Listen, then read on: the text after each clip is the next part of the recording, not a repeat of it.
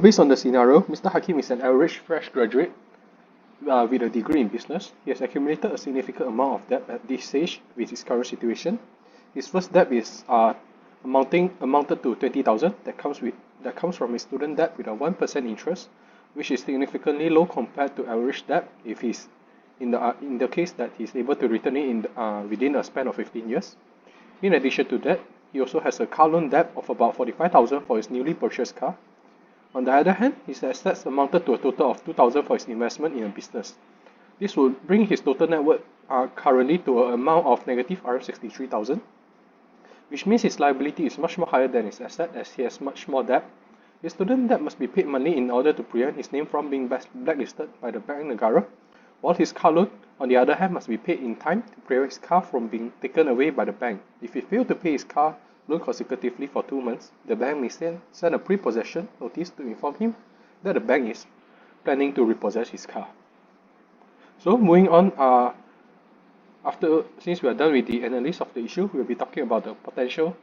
Faced by Ms. Hakim is high monthly expenses relative to income. Mr. Hakim monthly expenses totally is 4,100, significant excess his monthly income of 2,649 and 35. The reliance on credit card to cover the shortfall is unsustainable and can lead to accumulating high interest debt. Next is limited emergency fund. Mr. Hakim currently has no monthly saving, and in case of emergency, he may not have to rely on credit card. This lack of an emergency fund can lead to financial vulnerability. Next one is credit score concern. Failure to manage and pay off debt, including credit card debt and student loan, could negative impact Mr. Hakim credit score, affecting his ability to secure favorable financing for his future goals. Next will be the solution. Okay, for the first one, to solve the high money expense relative to income, Mr. Hakim should set a budget for himself and always track his expense. So the first thing that he should do is list out all of his income, and also categorize all of his expense. So after that, he should budget for himself by setting a realistic limit based on his available income. So furthermore, after he set the budget, he is required to always review his own budget to identify what kind of expense are over budget. For example, it might be groceries, entertainment, or other spending. As a result, it can let Mr. Hakimi use his income wisely by allowing him to save some money for use in the future or in an emergency. For the problem of limited emergency funds, the strategy that Mr. should do in order to solve the problem is to establish a robust emergency fund that can sustain him for the significant durations, ideally at least 6 months and or half or years.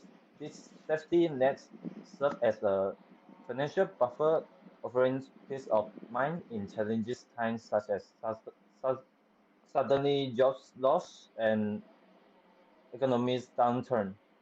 For such consistently setting asset a portion of Mr. Hakimi income into a dedicated savings account, he should create a financial portion that can cover essential expenses like rents, utilities, and groceries. That's all for me. Okay. For the credit score concern, Mr. Hakimi need to make a planning according to his income and in meet the situation of spending his future money. So he need to take a look about his credit card debt to avoid the over credit card limit. So he also need to spend some money to pay off his credit card debt to maintain his good record score in the future. Planning to pay off the credit card debt will need Mr. Hakimi to control his spending on his daily routine and avoid increasing his credit card debt. That's all.